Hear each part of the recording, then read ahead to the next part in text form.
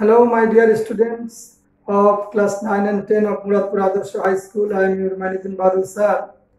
Today, I have arranged a class on complex sentence. Very often you complain against this sentence that you feel problem to solve this transformation of sentence from simple to complex, complex to simple, simple to compound. So, I have decided that I will take some classes on simple, compound and complex sentences.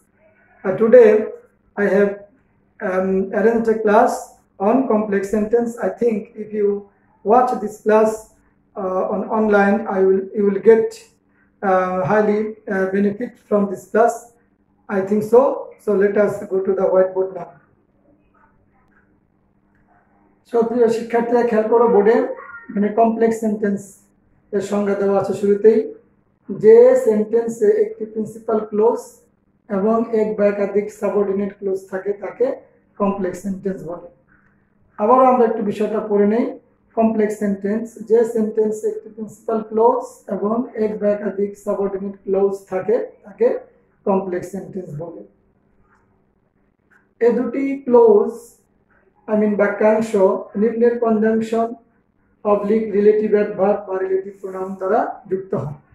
কি that, so dure dure that, so dure dure as, what, which, who, as, because, since, if, although, while, so that, as if, as soon as long as, when, how, whom, whose, why, unless, until।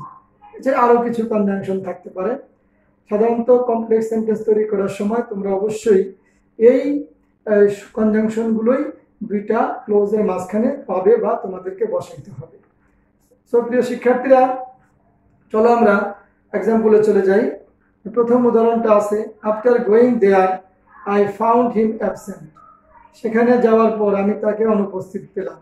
After going there I found him absent. So প্রিয় শিক্ষার্থীরা খেয়াল করো, going একটা verb, found একটা verb. তাহলে গোয়িংটা হলো non finite verb are found হলো finite verb.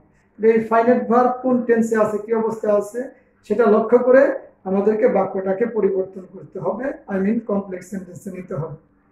After going there I found him absent, it must be a simple sentence. Now you have to translate it from simple to complex. তো আমরা উত্তরের অংশে যদি যাই তাহলে দেখো আফটার গোয়িং দেয়ার, যাওয়ার সাথে অনেক সময় আমাদের কি সময়ের সম্পর্ক, যাওয়ার সাথে সময়ের সম্পর্ক। তাহলে সময় গ্যাপ বা সময় বুঝায় এরকম কিছু বুঝাইতে আমরা কি হোয়েন ক্যান বা হোয়েন শব্দ থেকে যখন। এখানে তোমরা খেয়াল করো এই যে এখানে হোয়েন দেওয়া আছে সাবঅর্ডিনেট ক্লোজ এর অংশে, এখানে হোয়েনটা বসাইতে হবে। হোয়েন আই ওয়েন্ট দেয়ার, যখন আমি সেখানে গেলাম, আই ফাউন্ড হিম অ্যাবসেন্ট, তাকে অনুপস্থিত পেলাম। তাহলে when I went there it must be a subordinate clause, and I found him there, it is a independent clause.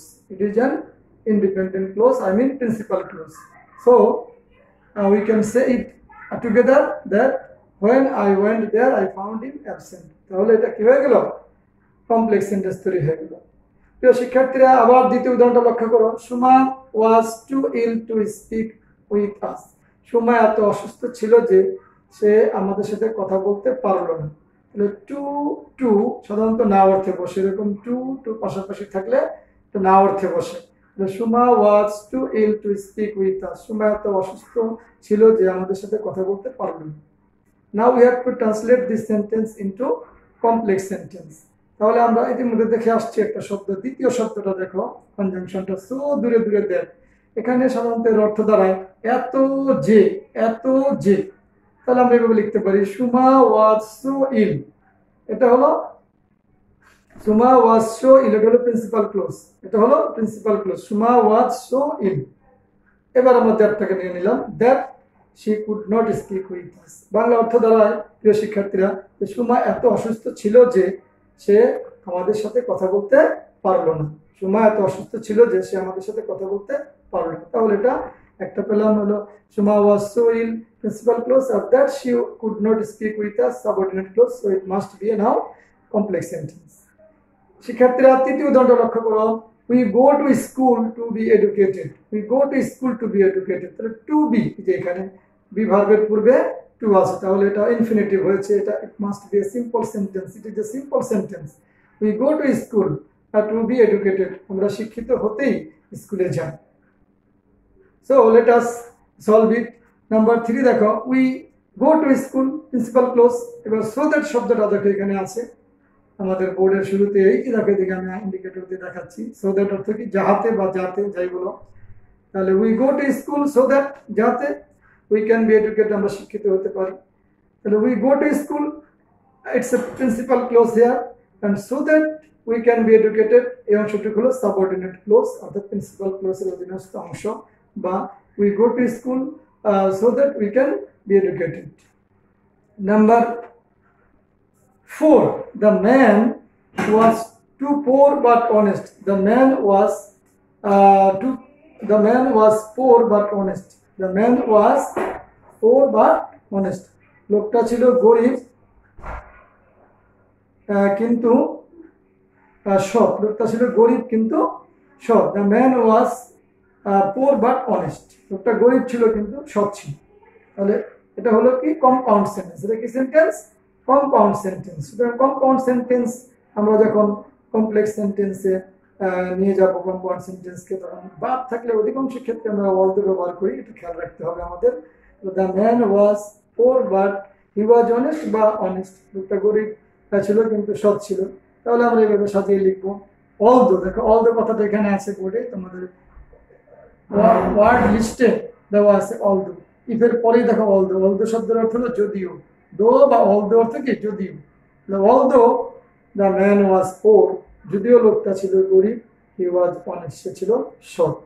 Although he was the man was poor, এই অংশটুকুকে আমরা এই বাক্যের জন্য বলবো সাবঅর্ডিনেট ক্লোজ, আর হি ওয়াজ অনেস্ট এটাকে বলবো principal clause. So let us the last example, let us see the last example. Number 5 দেখো, they could not go out because of the foul rough weather. They could not go out because of the rough weather. অর্থাৎ বৈরী আবহাওয়ার কারণে বা খারাপ আবহাওয়ার কারণে তারা বাইরে যেতে পারল না।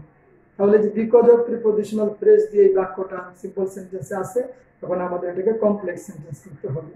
তাহলে আমরা কিভাবে করবো এটা বন্ধুরা দেখো, এই যে এখানে দেখো অ্যাজ কথাটা আছে, অ্যাজ কথাটা আছে কোথায়, যে হুয়ের পরে অ্যাজ আছে, বিকজ এর পূর্বে হুয়ের পরে অ্যাজ। অ্যাজ অর্থ কি যেহেতু অর্থে বসে, অ্যাজ অর্থ যেহেতু অর্থে বসে, অ্যাজ অর্থ যেহেতু। আবার মতো হিসেবে অর্থে আমরা বাংলা বলে ইংলিশে ট্রান্সলেট করতে পারি। তাহলে অ্যাজ দিয়ে শুরু করলাম, যেহেতু as the weather was foul, as the weather was foul, এটা সাবঅর্ডিনেট ক্লোজ অধীনস্থ বাক্যাংশ। As the weather was foul, যেহেতু আবহাওয়া ছিল রাফ, যেহেতু আবহাওয়াটা ছিল বৈরী, they could not go out, তারা বাইরে যেতে পারল না। তাহলে টোটালটা আমরা বলতে পারি, যেহেতু আবহাওয়া বৈরী ছিল তারা বাইরে যেতে পারল না, কমপ্লেক্স এগুলো। As the weather was foul, they could not go out, rough, they could not go out. So by this way we can translate compound sentence and simple sentence into complex sentence. If we follow this structure very carefully, we can solve any kind of sentences from complex, compound to complex, or simple to complex.